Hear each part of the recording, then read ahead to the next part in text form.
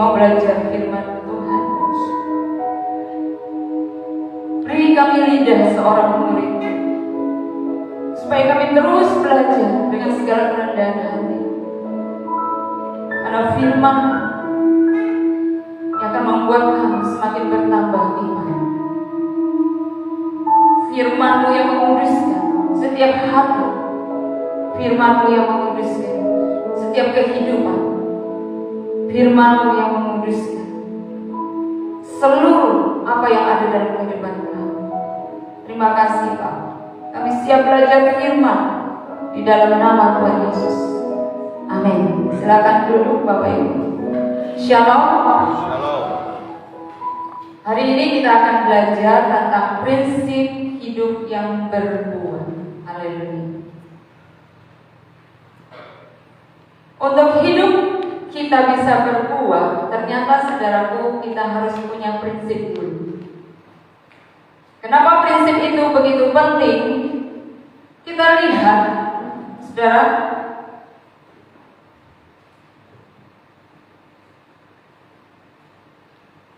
next. Di sini dikatakan, tanpa adanya prinsip, hidup akan mudah terombang-ambing dan terbawa arus. Itu sudah poinnya, saudaranya.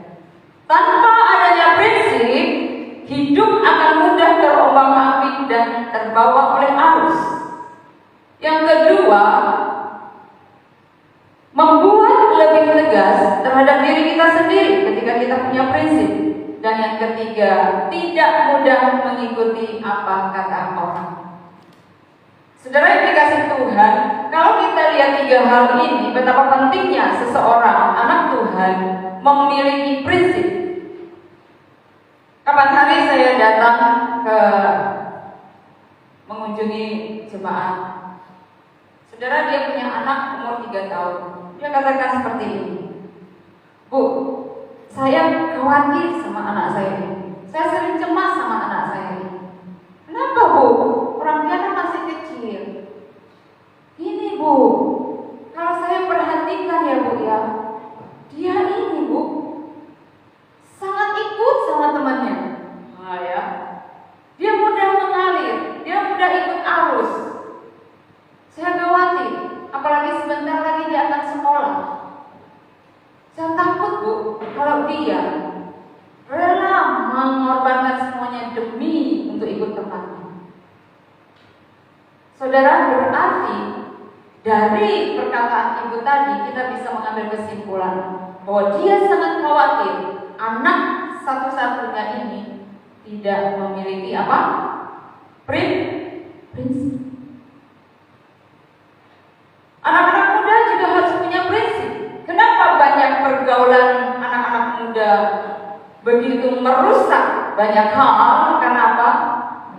Remaja, pemuda banyak begitu mudah terombang-ambing, labil ya, tidak punya pendirian, tidak punya prinsip di dalam kehidupan.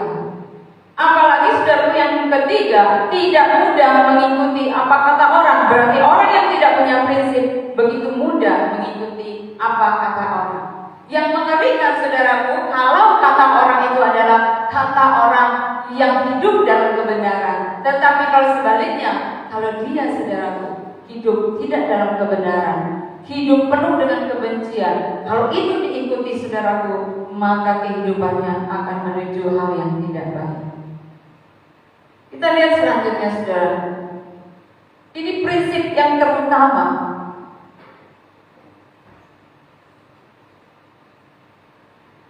Di dalam Mazmur pasal 1 sampai 2, di situ dikatakan ada 5 nasihat untuk kita bisa hidup berbuah. Kenapa hidup itu harus berbuah? Kenapa hidup itu begitu penting untuk kita berbuah? Karena itu adalah rencana Tuhan, goalnya Tuhan dalam setiap kehidupan anak-anak Tuhan.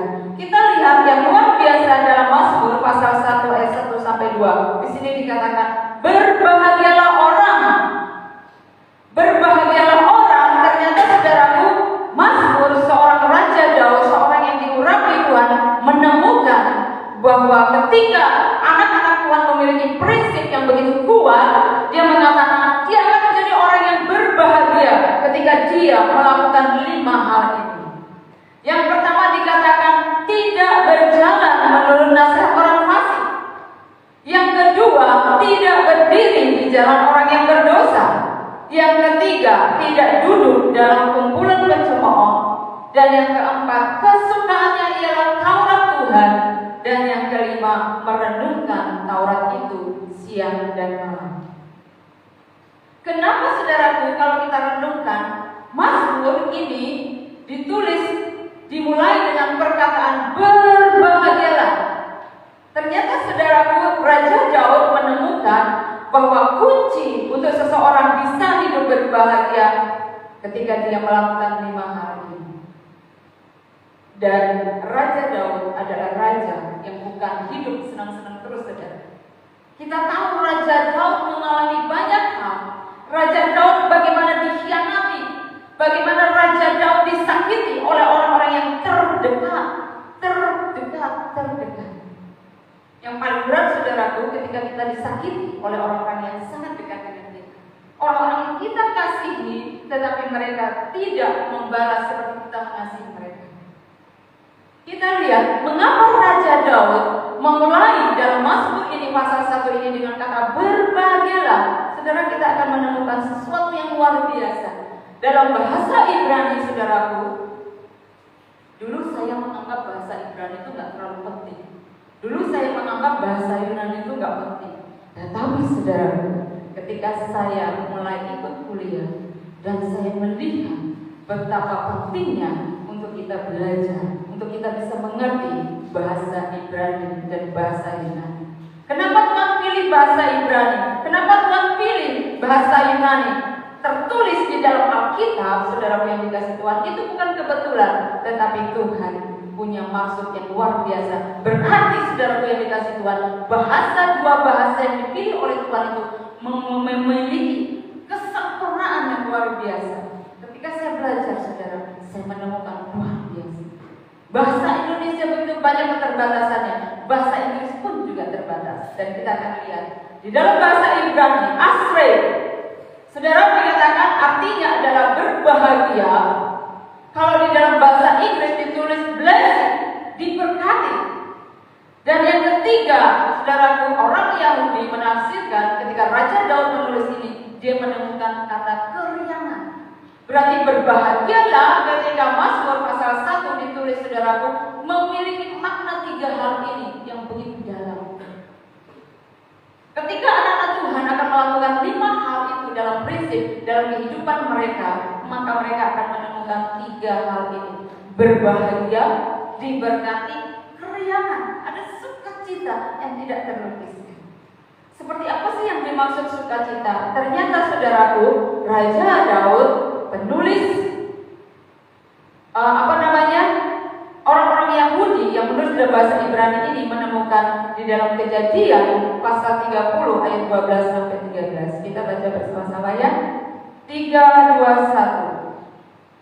Dan Silpa, budak perempuan Lea, melahirkan anak laki-laki yang kedua bagi Yakub. Berkatalah Lea, aku ini berbahagia. Tentulah perempuan-perempuan akan menyebutkan aku berbahagia. Maka ia menamai anak itu Asher. Saya renungkan tadi, kalau ada yang mau dibaptis, kalau dia laki-laki, bisa dikasih nama Asher, ya. Kalau yang mengandung dan tahu bahwa anak itu laki-laki, alangkah indahnya dikasih nama Asher. Saudara, mari kita lihat. Ternyata Asher, Asrei, Raja Daud mengambil kata-kata ini begitu maknanya luar biasa. Disinilah saudaraku dikatakan ada keriangan, ada sukacita. Lea begitu bersukacita ketika anaknya lahir. Saudara, zaman dulu kalau perempuan tidak bisa melahirkan itu benar-benar suatu kesedihan, suatu hinaan, suatu celaan bagi seorang wanita. Tapi zaman sekarang enggak ya. Orang nggak bisa melahirkan, ya itu biasa, ya. Karena mungkin ada sesuatu hal, ya. Tetapi zaman dulu saudaraku nggak ada seperti itu. Zaman dulu ketika orang menikah dan tidak punya anak, maka itu adalah aib terbesar dalam kehidupan seorang perempuan. Karena itu ketika Lea bisa melahirkan lagi, dia memiliki beberapa anak dan dia katakan, apalagi dia tidak dicintai oleh suaminya, ya. Karena Lea ini adalah kakak daripada Rahel. Sebenarnya Yakub begitu cinta dengan Rahel. Ada namanya Rahel? Ya. Kenapa Yakub begitu cinta sama Rahel? Karena Rahel memiliki wajah yang cantik dan ceria dan sikapnya elok, manis, ya. Sedangkan Rahel memiliki wajah yang tidak cantik, ya, tetapi dia punya sikap yang sangat cantik. Nah, saudara, ketika Yakub rela bekerja selama 7 tahun, bahkan 14 tahun akhirnya dengan mertuanya, saudaraku, dia tujuannya adalah Rahel, adiknya, Lea. Tetapi saudaraku, zaman dulu Laban ini pintar, ya. Dia tahu Yakub ini adalah orang yang diberkati. Kalau Yakub lebih banyak lagi bekerja dengan dia, dan kalau anaknya menikah dengan dia, maka saudaraku, anaknya pasti akan hidup senang. Jadi saudaraku, dia katakan secara diam-diam, ketika malam pengantinnya, ternyata saudara, karena zaman dulu kan gelap, ya, nggak ada lampu kayak begini. Jadi waktu pernikahan sudah selesai dan Yakub masuk dalam kamar. Ternyata saya nggak tahu waktu untuk pernikahan Israel itu wajahnya pasti ditutupi. Yang dimasukin itu sama mertuanya itu adalah Lea, kakak daripada Rahel. Dan singkat cerita saudaraku, Yakub sempat kesal karena dia ditipu oleh Laban. Terus Laban pintar mengatakan, tidak baik kalau kakaknya belum menikah, adiknya sudah menikah. Ya. Zaman sekarang juga masih, ya.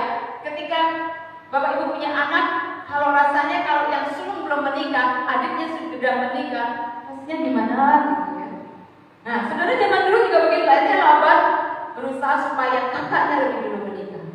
Dan singkat cerita saudaraku, dia membujuk Yakub, kau bisa juga mendapatkan adiknya Rahel, tapi kau harus bekerja lagi dengan aku 7 tahun lagi. Singkat cerita, Yakub akhirnya mendapatkan Rahel yang dicintai. Jadi saudaraku, ketika Lea melahirkan anak lagi, apalagi laki-laki, zaman dulu saudaraku, kalau ketika melahirkan anak laki-laki itu luar biasa, menjadi kesukaan bagi seorang perempuan, ya. Maka itu dia katakan, aku ini berbahagia. Zaman dulu saudaraku, kalau orang melahirkan anak, kondisi apa yang dia sedang hadapi, maka seperti itulah disebutkan anak itu. Kalau dia lagi sedih, kalau dia lagi dalam perkabungan, maka nama anak itu juga ada kaitannya dengan peristiwa ketika ibu itu melahirkan. Karena itu saudara, nama Asyir itu sangat indah sekali, ya. Dan saudara yang dikasihi Tuhan, ketika Yakub mau meninggal, dia melepaskan berkat untuk anaknya yang bernama Asyir. Dia berkata begini, engkau akan memiliki tanah yang penuh dengan minyak. Ini saudara, engkau akan memiliki tanah yang penuh dengan minyak. Saudara tahu, Asyir, suku Asyir yang sekarang ini, yang hidup di zaman sekarang ini, saudaraku, pada tahun 2009 di tempat dia itu kan bangsa Israel ini kan terdiri dari 12 suku. Jadi mereka sudah dibagi tanah. Di bagianmu, di sini bagianmu, di sini bagianmu. Nah, di tanah Asyir ini luar biasa, ya. Karena itu orang tua perlu melepaskan berkat untuk anak-anaknya. Ada amin, saudara? Perlu sekali orang tua melepaskan berkat untuk anak-anaknya. Jangan mengutuki anak. Ketika Yakub melepaskan berkat untuk Asyir, dia katakan bahwa Asyir, kamu akan memiliki tanah yang penuh dengan minyak. Ternyata saudara, sampai zaman sekarang, di tahun 2009 ditemukan di tanah Israel tanah yang penuh dengan minyak dan gas bumi. Wow, saudara. Sehingga suku Asyir ini kaya banget. Tanahnya itu penuh minyak dan gas. Wah, itu saudara jadi rebutan, ya. Karena itu saudara yang dikasihi Tuhan, aku ini berbahagia. Maka ia menamai anak itu Asyir. Karena itu Ibrani, di dalam kata Ibrani, ketika Mazmur pasal 1, Daud menulis, berbahagialah, diberkatilah, berrianglah. Tapi ketika kau mau memiliki semuanya itu, Tuhan katakan, lakukan 5 hal ini. Saya akan mengambil beberapa saja, ya, tidak sampai 5. Di sini dikatakan saudara, penting saudara untuk saudara jangan berjalan menurut nasihat orang fasik. Siapa orang fasik? Menurut Alkitab adalah orang yang berdosa namun tidak mau mengakui dosanya. Ya. Dia berbuat dosa tapi dia tidak pernah mau mengakui dosanya. Mereka mengetahui keberadaan Tuhan namun enggan mematuhi firman-Nya. Ciri-cirinya, saudara bisa lihat, saudara bisa baca nanti di rumah bagaimana ciri-cirinya adalah orang fasik itu. Orang fasik itu juga ada dalam gereja karena dia adalah anak Tuhan. Cuma dia, saudaraku, dikatakan di sini ciri-cirinya suka membenarkan diri. Nah, ya, saudara, kalau saudara bertemu dengan yang menyebut dirinya anak Tuhan, tapi selalu merasa dirinya benar, saudara perlu waspada. Yang kedua, suka menyombongkan diri. Ya. Gak pernah ngomongnya itu rendah hati, sombong banget. Saudara hati-hati. Lebih mementingkan adat istiadat daripada firman Tuhan. Yang dia ajak omong saudara, kamu itu kalau melahirkan tuh harus pakai ini. Kalau kamu sesudah melahirkan, anakmu usia 3 bulan, kamu harus beginikan, kamu harus beginikan. Tetapi saudara, dia tidak pernah menganjurkan bagaimana firman Tuhan. Kamu harus melepaskan berkat untuk anakmu, kamu harus banyak berdoa untuk anakmu. Perkataannya itu sangat berbeda. Yang dia anjurkan selalu perkataan apa? Ada istiadat. Karena itu saudara, orang-orang Farisi, orang-orang yang disebut adalah orang Israel, anak Tuhan, dia selalu melihat bagaimana Yesus tidak melakukan adat istiadat. Saudara, adat istiadatnya nggak bisa. Banyak orang lebih taat dengan adat istiadat daripada perintah Tuhan. Banyak orang ketika menikah, banyak aturan adat istiadat manusia yang mereka lakukan daripada melakukan firman Tuhan. Kalau firman Tuhan mengatakan ketika kau menikah, engkau harus terbuka dengan pasanganmu, supaya ketika kau menikah tidak ada yang ditutupi. Tetapi ada istiadat berkata lain, ya. Ada banyak aturan-aturan manusia. Yang kedua, yang ketiga, yang keempat, mereka mengajarkan tetapi tidak melakukan. Apakah seorang hamba Tuhan bisa menjadi orang yang fasik? Sangat bisa. Ada banyak anak-anak Tuhan yang kecewa dengan pemimpin. Dia pintar ngomong, khotbahnya pintar, khotbahnya bagus, tapi dia nggak melakukan. Saya melihat bagaimana dia mengajarkan jemaat seperti ini, tetapi saya lihat kehidupannya, dia melakukan sebenarnya. Saudara, ada seorang hamba Tuhan, bagaimana ketika dia dipakai Tuhan luar biasa, dia memulihkan anak-anak Tuhan yang mau bercerai sampai ribuan, saudara. Tetapi endingnya, saudara tahu, justru hamba Tuhan ini melakukan perceraian. Mulai ada kefasikan, mulai ada roh fasik menguasai dia. Dia memerintahkan orang melakukan, orang-orang Farisi, orang-orang Saduki kan seperti itu. Dia pintar menyuruh orang melakukan perintah-perintah Tuhan, tetapi yang ngomong mereka itu tidak melakukan. Saudara, kalau ketemu dengan orang-orang seperti itu, sekalipun dia menyebut dirinya seorang hamba Tuhan, saudara boleh sekali. Ada haleluya? Nanti kita lihat saudara betapa pentingnya. Yang terakhir, memuliakan Allah dengan bibirnya saja. Ya. Ada banyak anak Tuhan, kalau di gereja, nyanyinya, angkat tangan, nyembahnya luar biasa. Tapi kalau sudah keluar dari gereja, maki-maki Saudara, seperti itu saudaraku, jangan dekat-dekat, jangan ditiru. Yang terakhir, ini salah ketik ya, suka dihormati. Kita lihat selanjutnya. Saudara, yang kedua, saudara harus punya prinsip jangan duduk dalam kumpulan pencemooh. Ternyata saudaraku, pencemooh adalah orang yang menyebut dirinya anak Tuhan, tetapi kata-kata makian, kata-kata kasar, kata-kata yang suka mengkritik, senangnya mengkritik. Kalau dengar khotbah, khotbahnya, ya saudara. Tapi coba kalau dia suruh berkhotbah, ya, baru bisa mengerti. Saudara, suka itu menghakimi.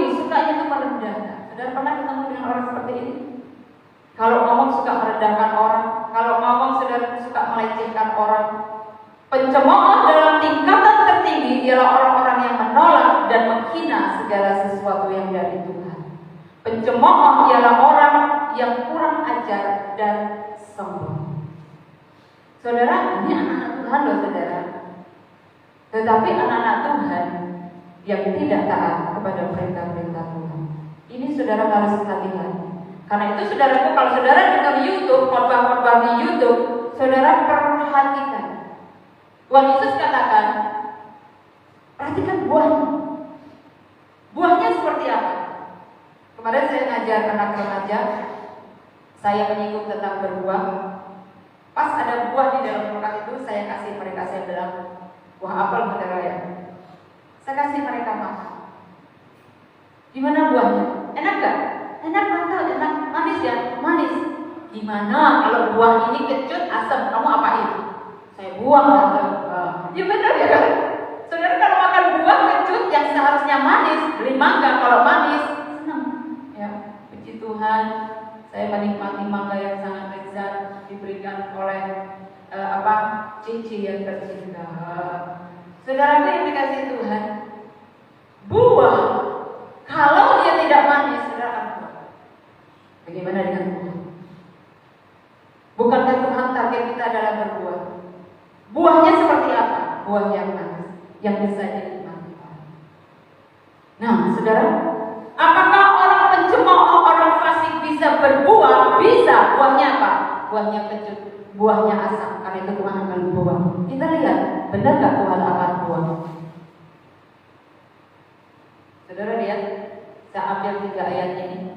Amsal 29 ayat 8 mengatakan, pencemooh mengacaukan kota, tetapi orang bijak meredakan kamar. Ada 2 tipe anak Tuhan. Ketika ada pencemooh, saudara, suasana yang panas tidak bertambah panas. Tetapi ketika saudara ada orang bijak di tengah-tengahnya, sudah. Jangan bertengkar. Buat apa bertengkar? Buat apa marah? Buat apa berkelahi? Kamu kan saling kamu kan saling saudara. Walaupun kamu bukan saudara secara kandung, secara jasmani, tapi di dalam kerajaan Allah kita ini adalah keluarga. Nah, ini orang bijak. Tetapi pencemooh berbeda. Kalau saudara ketemu dengan anak-anak Tuhan yang memiliki roh pencemooh, maka saudara, gereja bisa bubar, bisa saudara. Ya. Pertemananmu bisa bubar. Saya benar-benar ngeri saudara ketika ada roh pencemooh menguasai anak Tuhan. Saya punya teman yang teman sahabat yang sangat baik, sangat dekat. Tetapi ketika ada seorang yang datang dekat dengan kita dan dia dikuasai roh pencemooh, waduh saudara, saya sama teman yang baik, saya orang yang begitu kita saling mengasihi bisa pecah. Ngeri saudara, ya. Karena itu saudaraku, Tuhan katakan di dalam Yesaya 29 ayat 20, sebab orang yang gagah sombong akan berakhir dan orang pencemooh akan habis. Artinya apa saudaraku? Karena itu banyak dikatakan, banyak yang dipanggil tetapi sedikit yang dipilih. Kenapa sedikit yang dipilih? Karena di dalam kehidupan anak-anak Tuhan dikuasai kefasikan, dikuasai roh pencemooh. Ketika itu ada saudara, firman Tuhan katakan, orang pencemooh akan habis dan semua orang yang berniat jahat akan dirugikan.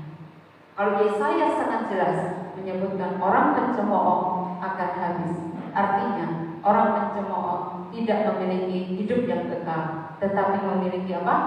Kematian yang kekal. Karena itu saudara, Mazmur Daud memberitahukan kepada kita, jauhi. Jangan kamu sama dia. Jangan kamu bergaul dengan orang fasik. Jangan kamu dekat-dekat dengan orang pencemooh. Amsal 19:29. Hukuman bagi si pencemooh tersedia dan pukulan bagi punggung orang lemah. Jadi saudara, ketika anak Tuhan dikuasai roh pencemooh dan dia tidak mau keluar dari spirit itu, maka saudara, hukuman Tuhan sudah ada dalam hidup. Karena itu saudara, jangan pernah Mulut kita pakai untuk mencaci orang, ya, untuk berkata-kata yang sia-sia, karena Tuhan katakan semuanya itu akan binasa. Next. Ini juga adalah perintah daripada Mazmur Daud, firman Tuhan. Harus suka akan firman, harus suka akan firman-Nya. Saudara, belakangan ini saya mulai belajar betapa orang mulai tidak suka dengan firman Tuhan. Saya nggak usah melihat orang lain, saya cek diri saya sendiri. Di HP itu kan banyak hal yang bisa kita lihat dan kita belajar. Ketika saya mulai banyak belajar, suka bikin kue, saya lihat bagaimana orang bikin pakaian, saya lihat bagaimana orang bikin segala sesuatu yang menarik. Saudara, lama-lama saudaraku, hati saya, keinginan saya, kesukaan saya bukan lagi firman Tuhan, tetapi apa yang saya lihat di YouTube, apa yang saya baca di Google, apa yang saya lihat di dalamnya, itu menggeser pelan-pelan hati saya tidak suka lagi dengan firman Tuhan. Saudara, jangan anggap enteng ini. Saudara, kita sedang digiring, kita sedang digeser pelan-pelan, seperti kodok, saudara, yang ada di atas tempatnya. Anget, padahal ada api di bawah. Dia begitu menikmati. Suam-suam, begitu dia nyaman, begitu menikmati. Tetapi dia tidak tahu bahwa di bawahnya itu api semakin besar dan akan menghanguskan hidupnya. Jadi, saudara yang dikasihi Tuhan, karena itu Tuhan berkata kepada kita, berjaga-jagalah. Waktunya sudah singkat. Ini adalah hari-hari yang jahat. Kenapa dikatakan hari-hari yang jahat? Ternyata saudara, begitu cara iblis menggeser kehidupan anak Tuhan. Anak Tuhan tidak suka lagi baca buku. Coba ditanya anak-anak Tuhan. Saya sering tanya anak-anak remaja, sudah baca firman?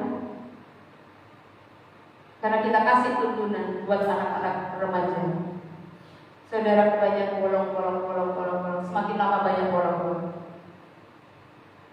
Karena apa, saudaraku? Waktu mereka habis melihat gadget, habis, saudara. Bahkan dengan firman Tuhan mereka main HP. Saudara, saya ketika ada anak remaja, saya khotbah, dia main HP. Saya harus tegur. Karena ini tidak benar. Dan ini akan menggeser mereka, akan membuat sikap mereka tidak menghormati Tuhan. Dan kalau itu ada dalam kehidupan mereka, maka yang ditakutkan jangan sampai mereka dikuasai roh pencemooh, roh kefasikan, dan itu akan menggeser mereka, membuat mereka semakin jauh. Pastikan, lihat temanmu. Kalau orang khotbah dia main HP, tegur dia, engkau mengasihi. Jangan biarkan temanmu terhilang. Jangan biarkan temanmu terseret dengan spirit-spirit keduniawian yang mematikan iman anak-anakku. Saya sendiri mengalami secara pribadi. Saya mulai sadar sejak itu, saudara, mata saya tidak mau lagi terlalu banyak melihat, walaupun itu mungkin bagus ya, pinter masak, pinter bikin kue, pinter bikin baju, atau pinter bikin segala sesuatu. Tetapi kalau itu membuat saya bodoh di hadapan Tuhan, bertobat. Ada amin? Pernahkah saudara menyadarinya?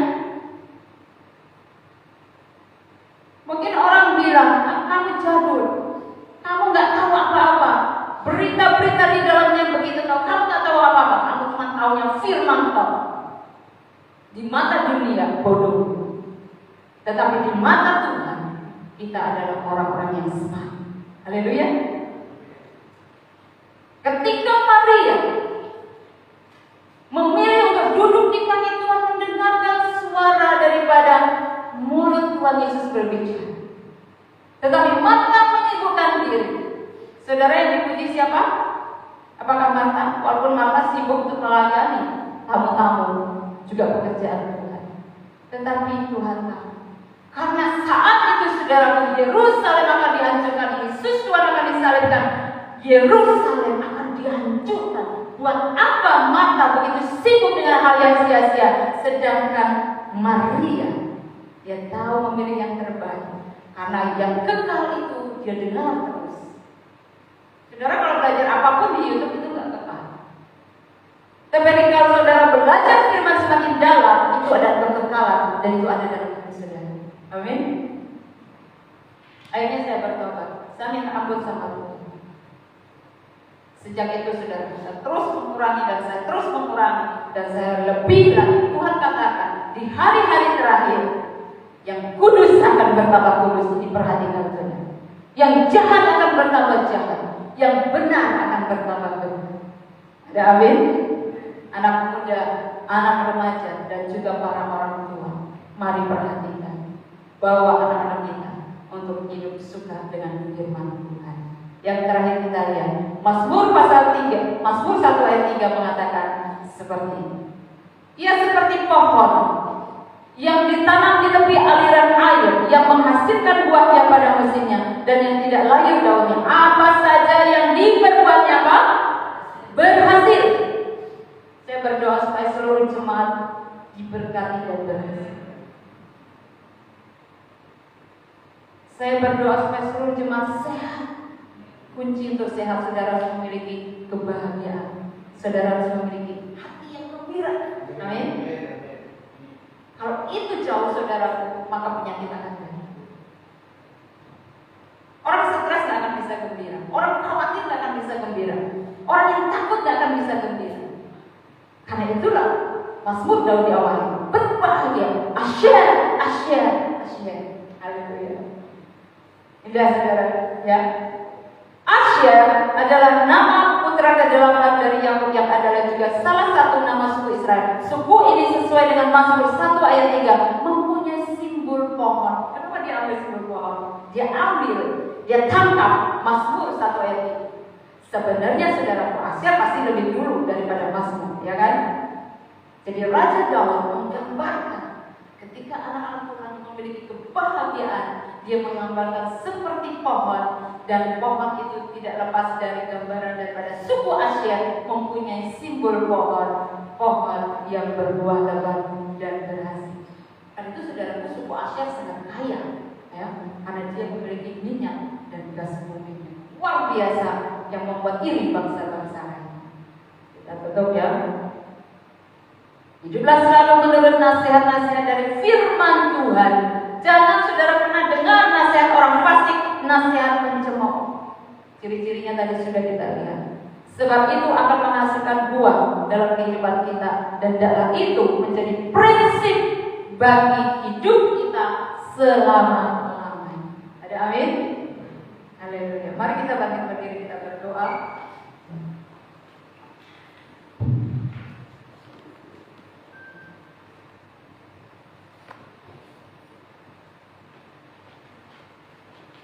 Terima kasih Tuhan. Hamba-Mu sudah menyampaikan firman, dan Tuhan yang akan meneruskan kepada umat-Mu ya Pak. Tuhan tolong kami, Tuhan ajarkan kami. Kami mau memiliki kebahagiaan. Kami mau hidup yang diberkati.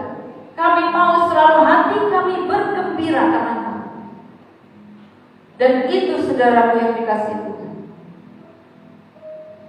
akan membuat kita menjadi orang yang sehat, gemuk dan berbuah.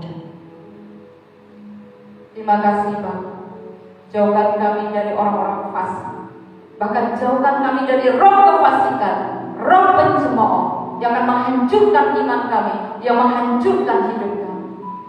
Tetapi kami mau, kami memiliki kesukaan akan firman. Kami suka akan apa?